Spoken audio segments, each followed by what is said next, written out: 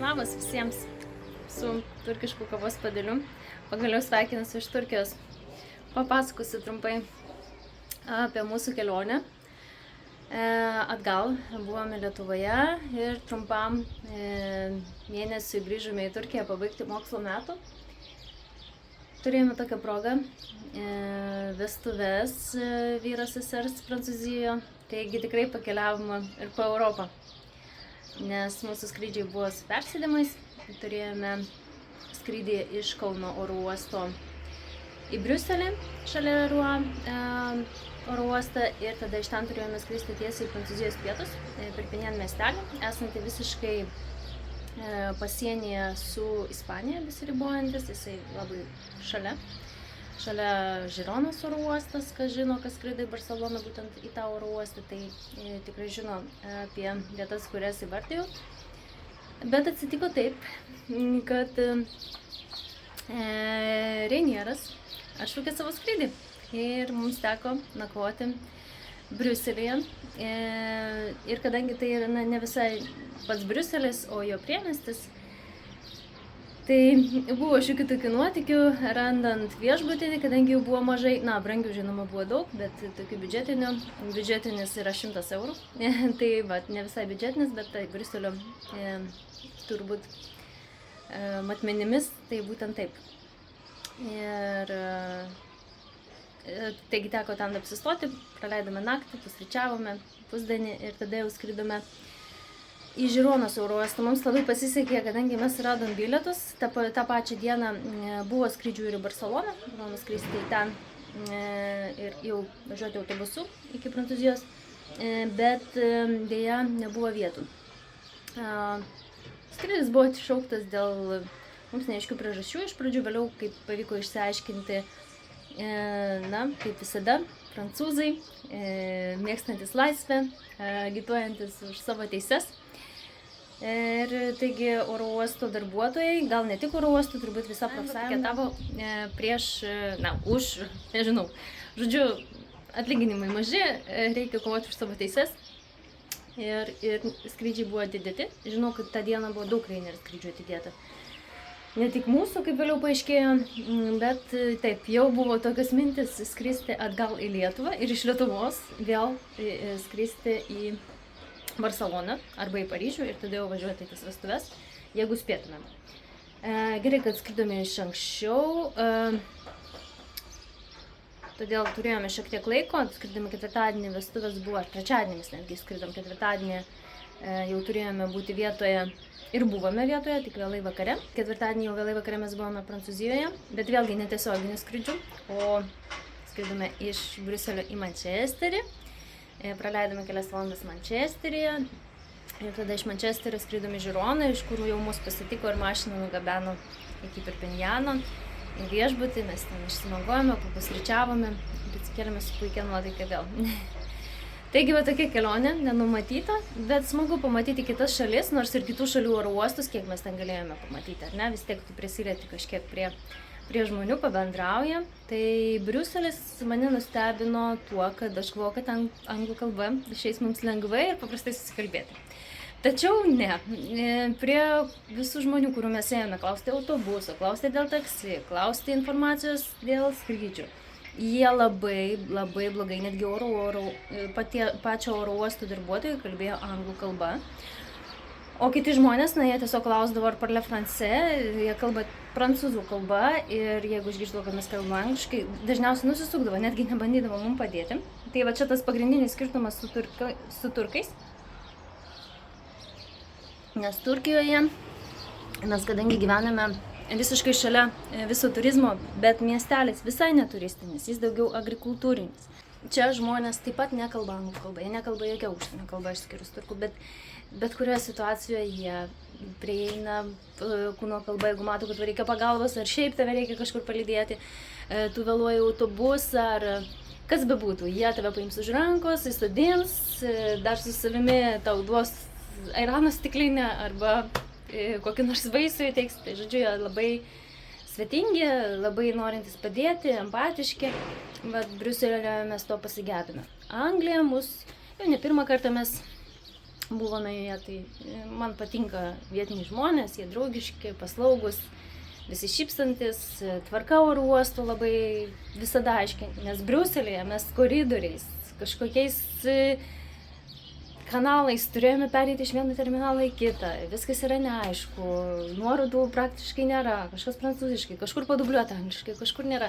Tačiau Briuselis toks, nežinau, gal ir tas įvykis taip nuteikė, bet paliko nelabai malonų įspūdį. Taksistai, kurie turėjo mus vežti taksistas į viešbutuką, kuris buvo, ten Airbnb tiesiog užsisakėme butą.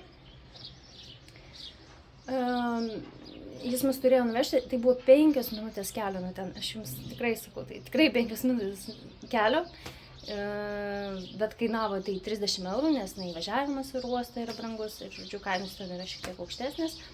Tai taksistai, dėl mūsų arabai, taksistai, pavyko išsiaiškinti iš Alžyro, taksistas mus vežė, jie pradėjo peštis, bartis dėl mūsų, kurią mašiną mus susadinti. Žodžiu, toks chaosėlis, netikėtas toksai, kai tu tikėsi iš turbūt Europos šalies tvarkos ir, su tokiamis emocijomis gali susidurti Turkijoje, turbūt jau prie jų esame pratę, bet, iš ten tikrai ne.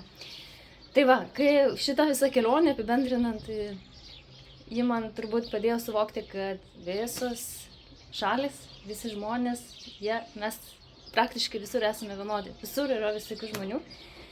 Ir lūkesčiai kažkokie utopiniai ir kažkokios mūsų mintis, stereotipai išsitaškė.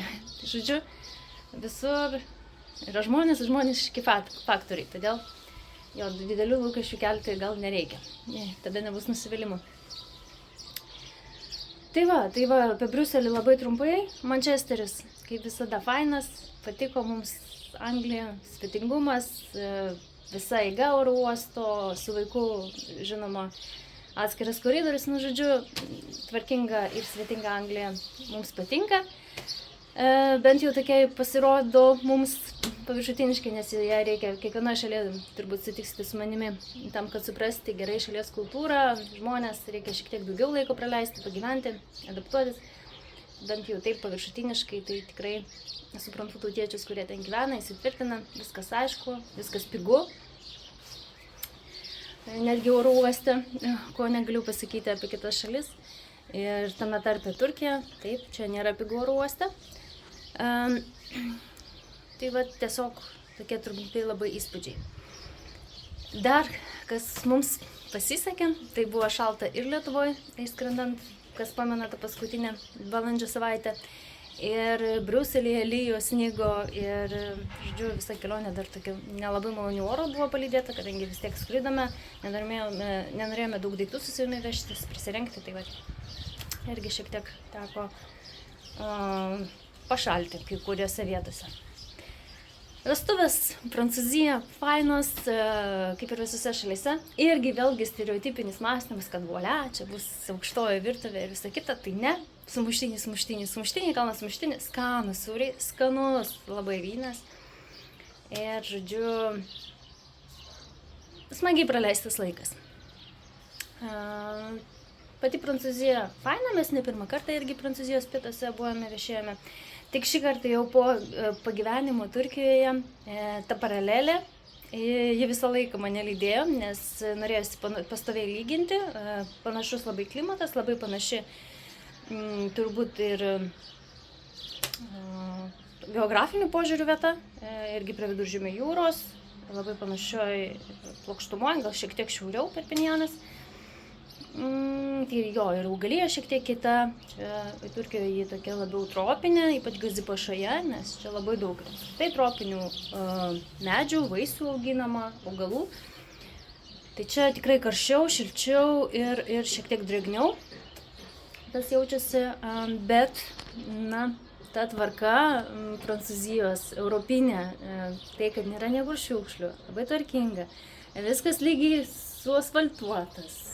Viskas lygiai sudėliota, tai vat tas pasijautė ir labai gaila, kad kol kas dar, aš labai tikiuosi, kad ateityje Turkija lygiai taip pat išeis į tokį lygį, europinį, ar ne, ir Čia šiek tiek irgi bus architektūrinių požiūrių, galbūt šiek tiek geriau, nes dabar irgi Zipašėje tas vykstančios statybos nesibaigiančios ir man atrodo labai padraikai, neplanuotai, va taip šiek tiek skriaudžiant gamtą, apeinant ją, nėra gerai ilgalaikiai perspektyvai, bet kurio perspektyvai tai nėra gerai. Tai va labai tikiuosi, kad Turkija, gal aš taip irgi labai globalizuoju, ne visa Turkija vienoda, bet bent jau mūsų regionas, mūsų miestelis irgi seks tokių labiau europinių pavyzdžių ir tausos tos resursus, kuriuos nuostabius jie turi, gamtinius resursus, su didesnė pagarba ir neskubės tapti miestų tokių labai, aš ne prieš urbanizaciją, bet už tokį protingą turbūt tą visą statybų bumą ir už tą visą statybų plėtrą. Tai už tokį reiktų tikrai organiškai tai atsižvelgti. Tai va, kas daugiau, praleidome Prancūzijoje praktiškai 5 dienas, labai lyjo, labai gaila, tai mes nelabai ką spėjome pasižiūrėti. Buvome išvažiavę į kelis miestelius, pasivaikščiojom pajūriu, pačios vestuvės, žodžiu, tai irgi užėmė kelias dienas, nes viena diena, kita diena, visas giminės, bendravimas su puikiais žmonėmis susipažinom, prancūzai labai draugiški, labai gaila, bet irgi ne visi kalba anglų kalba, tai va tas irgi buvo šiek tiek stagnavo mūsų bendravimo, bet labai malonus žmonės. Atgal skridome vėlgi tokių nepaprastų maršrutų, tai viskas dėl taupumo sumetimo, norėjome kažkiek sutaupyti. Na, žinome ir sutaupome, tai bilietai mums labai brangiai ir nekainavo. Išskyrus tavo mūsų kelionę su Reinieru, kuri nenusisekė, tai tada teko jau ir viešbutį nuomotis, ir taksi išlaidos, ir vėl nauji bilietai. Nu, yra kaip yra. Užtat kažkokios gyvenimo pamokos yra išmoktos. Tai mes keliavome iš Perpinjano, iš karto uosto, kad nereikėtų autobusu važiuoti iki Barcelonos ir mes skridome į Londono Lutoną ir ten įvyko didysis mano gyvenimo nuotykis, brūkšnys pamoka. Tarp skrydžių buvo 1,5 valandos, šiek tiek daugiau laiko ir aš galvoju, kad mes, kadangi skridome tik su kuprinėmis, tik kompiuteriai, 3 kilogramus turėjome, aš su vaiku skridau į Turkiją, o vyras parskrido į Lietuvą. Tai galvojau, kad mes su vaiku ten greitai apsisuksim, kol bus vaiku, kažkur praleist, bet tačiau ne. Mes perėjome, kirtome sieną, borderį tą vadinamą, parodėme savo pasus, žodžiu, mane nukreipė, kur reikės man eiti, kadangi spėjau, kad aš po valandos turiu skrydį, reikia paskubėti. Tranzito Stanstedo oro uoste, nes per Stanstedo oro uostą skridome nėra. Prieš tai pasidomėjau, kad jis, nėra labai didelis oro uostas, kažkelintas pagal dydį, didesnis už Lutoną. Lutonas nėra labai didelis, tai pagalvojau, kad mes čia labai greitai turėtumėm viską pereiti ir nereikės ilgai sėdėti. Bet atėjus prie eilės, pamačiau, kokia jį milžiniška. Buvo milžiniškas kiekis žmonių. Aš tiek žmonių nesu mačiusi jokiame oro uoste, netgi Stambulo, kuris yra didžiausias turbūt Europoje, arba vienas didžiausių, ir tų eilių buvo daug. Aš priėjau iš karto prie darbuotojo, kuris ten reguliavo visą tą srautą, paaiškinau jam situaciją, jis pagūžčiojo pečiais. Ir užsistovė eilę su malda, kad ta eilė greitai pajudės į priekį ir mes spėsime. Dar valanda prieš akį, galvoju, viskas bus gerai. Bet ta eilė visiškai nejudėjo, tiesiog buvo išalusi. Žodžiu, jau pastebėjus, kad prasidėjo boardingas, prasidėjo įlaipinimas į lėktuvą, supratau, kad mes tikrai galime pavėluoti į skrydį. Palikau vaiką eilėje ir panėriau po žmonėmis, išnirau prie paties darbuotojo. Dar kartelį jo paprašiau, kad galbūt kažkoks yra kelias praeiti mums greičiau. Visiškai pamiršau tą momentą, buvau tiek susistresavusi apie fast tracko galimybę, reikėjo tai padaryti, tik vėliau man jau atėjo į galvą, kai aš jau stresas nuslūgo, sėdėjau lėktuve ir pagalvojau, o ką daryti tokiose situacijose, ir kažkodėl tada atsiminiau. Žodžiu, jis vėl pagūšėjo pečiais, nieko negali padaryti. Aš grįžau prie vaiko, kuri buvo jau pametusi eilėje, žmonės man parodė, kur jisai. Pradėjau atsiprašinėti žmonių ir tiesiog eiti į priekį, aiškindama situaciją. Vėliau supratau, kad aš tokiam kiekiu žmonių aiškindama situaciją niekur nepajudėsiu. Tiesiog padariau nusikaltimą, nes jau tikrai galvojau, kad arba dabar mane tiesiog ten vietiniai darbuotojai pasakys, kur eini ir grįžk į eilės galą. Ir bet kuriuo atveju mes jau nebespėjame lėktuvą. Arba aš tiesiog tai padarysiu. Tai aš tiesiog lipau po žmonėmis, po visais ir atsiprašinėjau visų, dėkojau visiems. Ir mes tokiu būdu prabėgome, bet beskanuojant mūsų daiktus, nežinau, gal kažkokie skysčiai nesupakuoti buvo, nors stengiuosi viską tvarkingai ir pagal taisyklės atlikti. Sustabdė mūsų vėl lagaminus, mūsų kuprinės ir mergina, kuri turėjo tikrinti, aš jai dėkinga, nežinau, iki šią dieną ir linkiu jai didžiausios sėkmės darbuose, žmogiška labai mergina. Aš jai paaiškinau, kad mano skrydis po 15 ar 20 minučių tikrai buvo likę apie 20 minučių iki jau išskridimo laiko, tai jau reiškia, jau ir laipinimas ėjo į pabaigą. Ir paklausiau, kas atsitiko, kodėl tiek žmonių, ar čia yra normalu. Jis sakė, kad dieną prieš tai buvo kažkoks įvykis ir daugelis skrydžių buvo atšaukti, todėl tą kitą dieną buvo dvigubas srauto žmonių. Ir aš galvoju, aišku, mano tos jau pasakymai nieko nepadės, tvarka yra tvarka, žinau, kad jau oro uostuose yra labai griežta, jį pasižiūrėjusi, mano turbūt akis suprato, kad, bloga situacija yra su manimi. Ir jis sako, okei, gali praeiti. Aš esu be galo dėkinga, mes bėgome per visą duty free šlangą, nežinau, nesustodami, vaikas paskui, aš su kuprinėm. Ir ten tikrai buvo žmonių nenumuždami, tai tas buvo toks bėgimas. Ir aš galvoju, tai pribėgsiu prie geitų, ogi pasirodo, kad pirmi 20 geitai reikia dar važiuoti tokių mini vagonėlių iki jų. Gerai, kad tai buvo 2 minutės iki jų. Ir mes iššokome, važiavome juo ten kelias minutės, išbėgome. Ir jau matau, kad žmonių prie pirmų geitų nebėra. Aš galvoju, kad viskas pavėlavom, jau buvau su to susitaikiusi. Galvoju, jau praktika Briuselyje yra, tai žinau, ką daryti, kaip elgtis, kur kreiptis ir jau ieškosiu artimiausio reiso arba atgal į Lietuvą arba į Turkiją. Bet pamačiau darbuotojus, pribėgau visą, jau be kalbėti nebegalėdama, nes buvau uždususi nuo bėgimo ir jie suprato ir sako last passengers ir mes tiesiog paskutiniai įbėgome į lėktuvą, po mūsų uždarė duris ir 12:05 mes išskridome.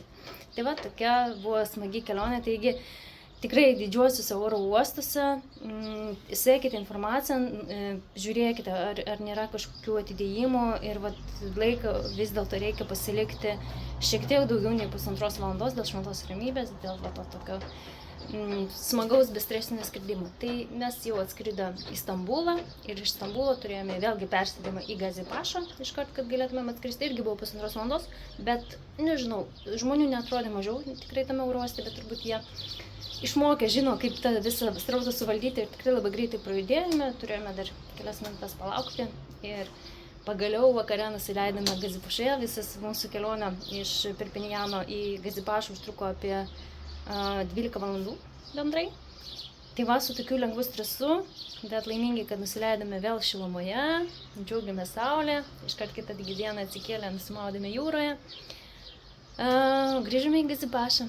Aš dabar pridėsiu šiek tiek pafilmuoti, man pavyko, bet tikrai nedaug, tą savo stresinę bėgimą tikrai būtų smagu ir parodyti, ir pačiai pasistebėti, bet gaila, tikrai tuo metu buvo ne iki to. Atidam rytą Belgijoje. Tuoj parodysiu būtą, kurį mes išsinuomavom tam, kad nemiegoti oro uoste. O vėliau papasakosiu, kokie nuotykiai buvo jame.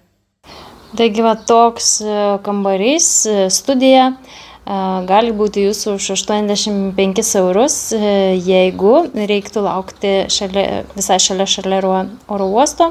Miegamosis rajonas, bet būte buvo visko, ko reikėjo. Ir kavos, netgi yra mini virtuvėlė, galima gamintis.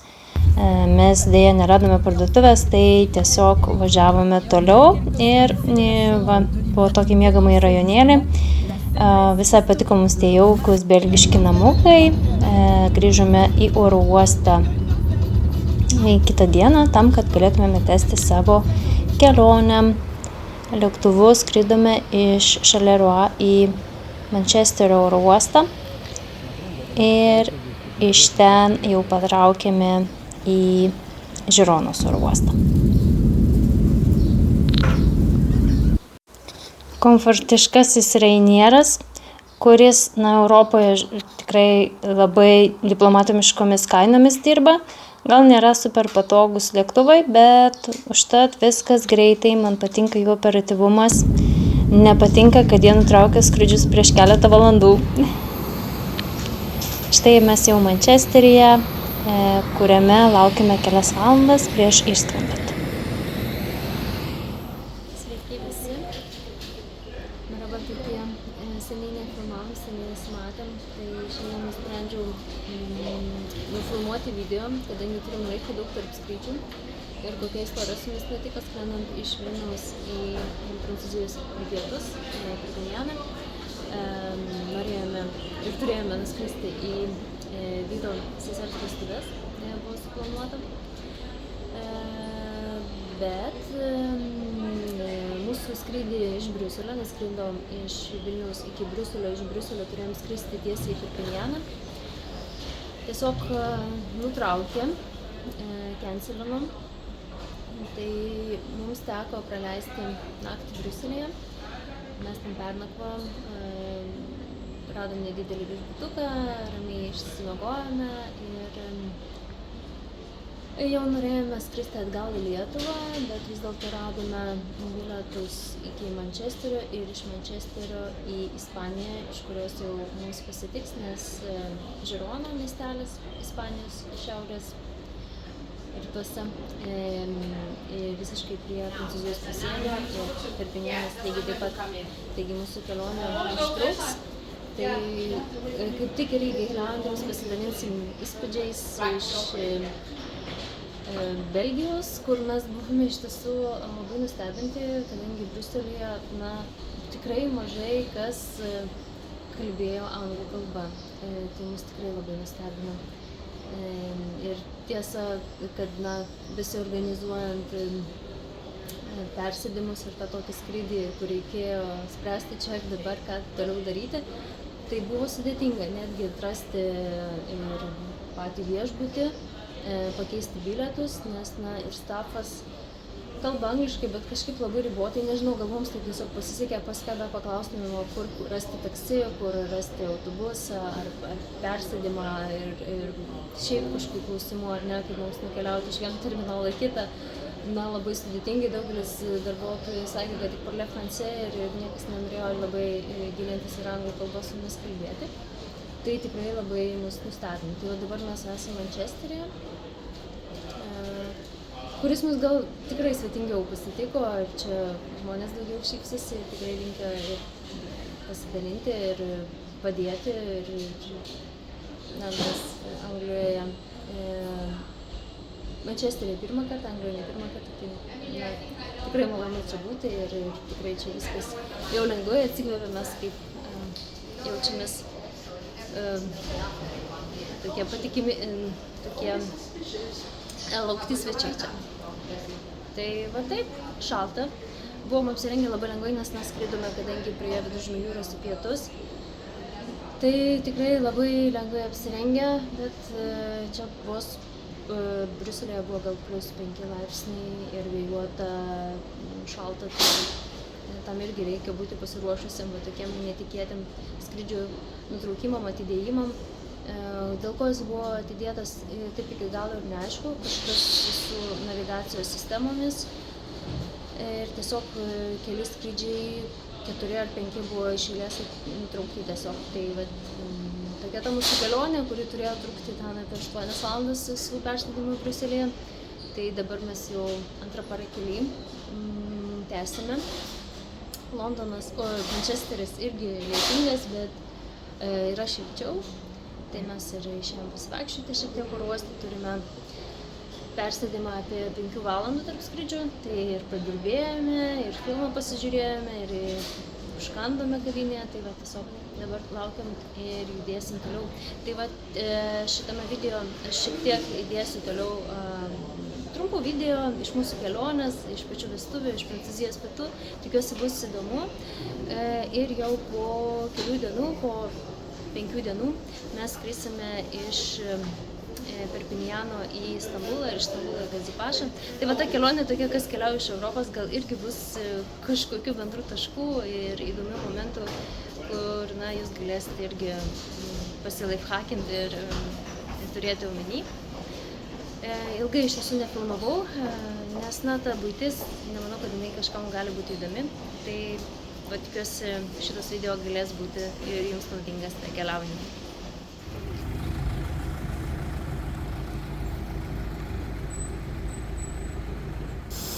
Ir jau pragiedrėjus pagerėjus oram iš Mančesterio skridome į Žironos oro uostą, kur jau mus pasitiko jaunieji ir parvežė tiesiai į Perpinjaną.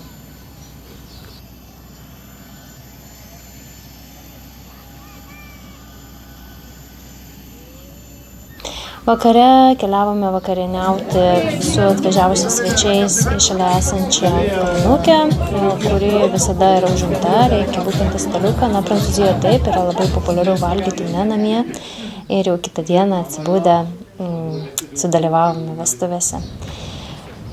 Dar kitą dieną pagaliau išsiruošėme prie jūros, man jį labai priminė Baltijos jūrą, man labai patinka būtent toks vaizdas, bangos ir jos spalvos, man primena mūsų gimtąją jūrą, todėl man jie irgi labai patiko. Buvo gan drėgna, lijo, tai minėjau, kad pasivaikščioti ilgai neišėjo. Tai šiandien pavargę, bet nusprendėm atvažiuoti iki jūros, šiandien oras nelepina, bet taip smagu pamatyti jūrą, vėl pasiilgom. Per vieną dieną 4 šalis. Skridom iš Belgijos, tai reiškia ryte mes buvom Belgijoje, tada atsidūrėm Mančesteryje, Anglijoje. Vakare mes jau buvome Ispanijoje, Žironos oro uoste ir iškart sėdome į mašiną, mus pasitiko ir 10 valandą vakare buvome Prancūzijoje. Ir čia truputėlis vaizdų iš mūsų pasivaikščiojimo pajūriu.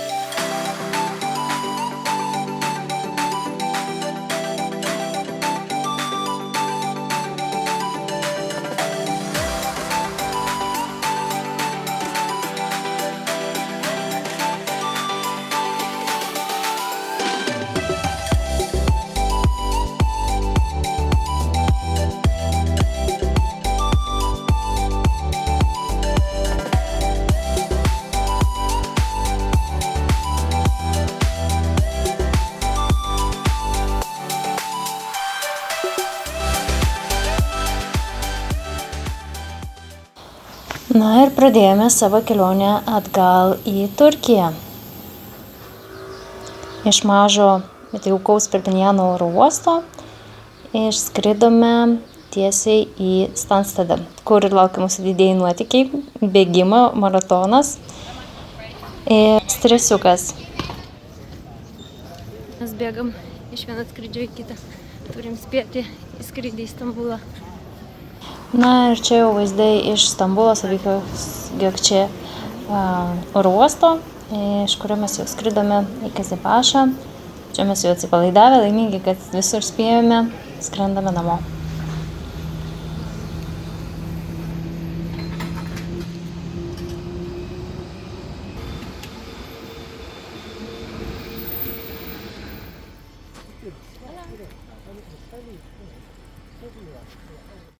Gaila, kad Stambulas nepasirodė visų gražumu, tą dieną ir Stambule lijo, taigi kylant nepamatėme Stambulo didybės, bet buvome laimingi, kad pagaliau visi nuotykiai ir kelionė į pabaigą.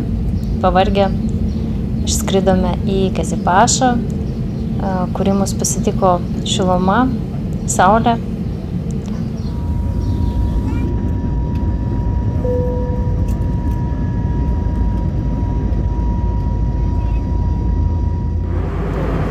Ir vis labiau skrendant į pietus, pasirodė dangaus grožis, saulėlydis.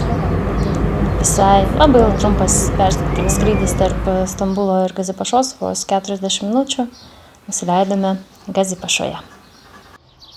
Tai va, taip labai trumpai apie įspūdžius, tokius paviršutiniškus. Kažkam gal bus naudinga, kažkam gal bus įdomu. Jeigu įdomu, naudinga, spauskite like, rašykite komentaruose, būkite aktyvesni. Kas būtų įdomu Turkijoje, kol mes čia leidžiam laiką, galėčiau pafilmuoti, papasakoti galbūt daugiau, nes tikrai nemažai apie Turkiją žinom, bet nežinau, kas jums gali būti įdomu, tai nesinori irgi kalbėti to, ko galbūt nereikia. Tai rašykite, laikinkite, palaikykite kanalą ir iki kitų susitikimų. Iki.